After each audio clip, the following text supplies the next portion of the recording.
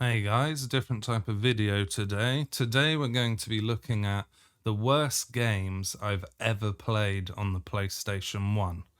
Now there was a lot of good games on the PlayStation 1, but some of the games I had and played just didn't match up to other games, so I've made a little list showing you basically the games that I least enjoyed as a kid. The first game on that list, at number 7, is Resident Evil Survivor. Unlike Resident Evil 1 and 2, which are very good story-driven, third-person survival horror type games, Resident Evil Survivor was a first-person shooter. I don't know what type of genre it is. It's the same as Resident Evil, gotta find keys to unlock stuff. There's a bit of story in there. The trouble is the game's very repetitive. It gets boring almost immediately.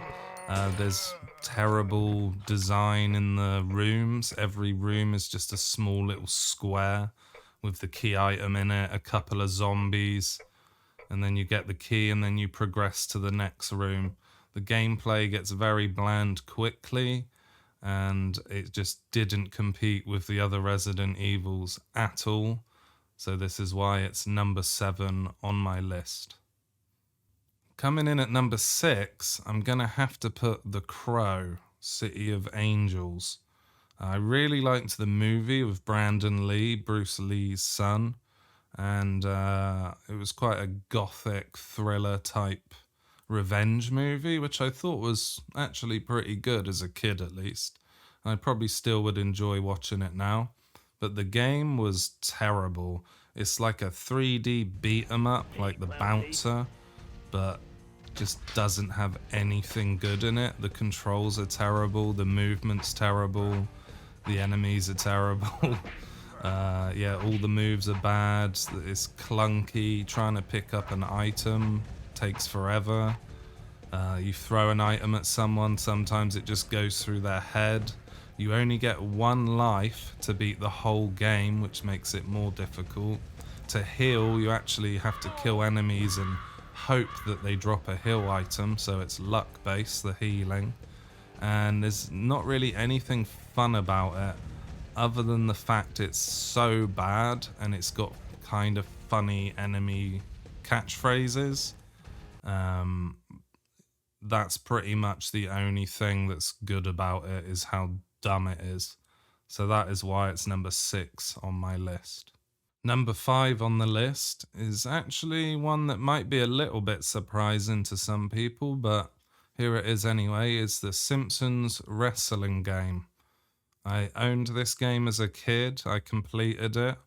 It took ages to complete, and having played it recently as an adult, I could see why. The AI cheats. There's items that drop that heal you, give you speed buffs, but the AI knows where it is, the frame that it spawns, and the camera works so bad that sometimes you don't know where the item is, and the AI will always get it first. It's a very difficult game. It does have some Simpsons catchphrases in from the actual voice actors, which I guess is a plus point. But the gameplay is terrible, glitchy. There's glitches in the game all over the place, and it's very dull and silly. It's not a very good game at all, and that's why it made it on this list at number 5. Number 4 is a game I didn't own, but my brother's girlfriend had it at the time, and it's a game called Danger Girl. I don't know what's more dodgy, the game itself or the website I had to use to get the game. The game's like a 3D shooter explore type game, kind of like not Splinter Cell, Siphon Filter or Duke Nukem Time to Kill, but I wear my sunglasses at night. way worse than those games. I didn't enjoy this game at all. I played it probably for an hour as a kid, and even back then I knew how bad it was. So easy 4 on this list is Danger Girl. Coming in at 3rd place is, and I feel bad about saying this because I like most of the games that they made for this franchise. It's Road Rash 3D. This game sucked. Road Rash 1 and 2 were really good on the Mega Drive, the third game not so much. Road Rash in 1995 was very good on the PlayStation 1, and then this hunk of junk came out. The controls are terrible, the sound effects are bad, the voices, the unlocks. Having bad controls in a racing game is not a good thing, and it just feels like a bad simulator of the Final Fantasy VII minigame when you escape Midgar and you're Cloud on the bike, attacking the other bikers and protecting the truck. Just much, much worse. So this is the third worst game I ever played on the PlayStation 1. Coming in at number 2, this game took me ages to find out what it was called. I owned it as a kid. I also had Grand Theft Auto at the same time, so it was incomparable. This game was so bad. I finally found out what it was called. It's called Tecmo's Deception. As a kid, I didn't know what the game was about. I just knew I had no idea what I was doing or what I was supposed to do, and really didn't enjoy it. So much so that I tried to sell it to another kid at school for 50 pence to buy a packet of cheese and onion crisps. And he refused to buy it because he knew how bad it was because he'd seen it at my house. Now being an adult, I actually figured out what the game is about. You get betrayed by your brother, the brother kills the king, and then you go to a haunted castle and you become the leader of this haunted castle, and all these villains come to try and raid the castle, and it's your job to protect it by building traps and rooms and capturing enemies and killing them.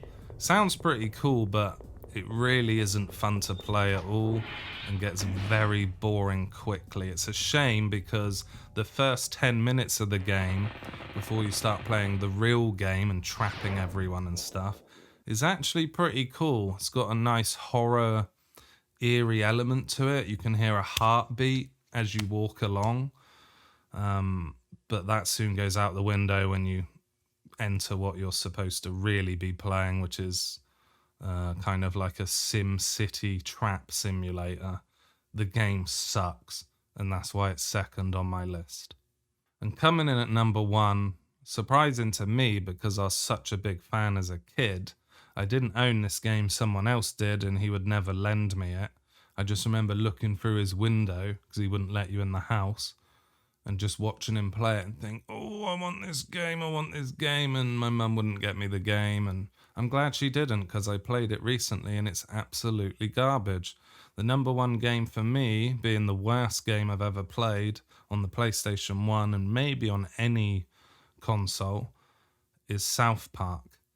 Not the rally game, not Chef's Love Shack quiz show, the FPS game. All you do in this game is run around the town throwing snowballs at turkeys over and over and over again, every level. Mass waves of turkeys. The only saving grace in the game is that it has South Park characters with some funny voice quotes. Yeah, I want cheesy poop. Other than that, everything about the game is bad. The audio is terrible, the controls are terrible. You hear a chicken on one side, but in reality the chicken's coming from the other side. There's no variety in gameplay at all. All the levels are pretty much the same. Snow's great, but when you see snow every single stage and turkeys every single stage, and the aim of the game is the same every single stage, it soon becomes very boring.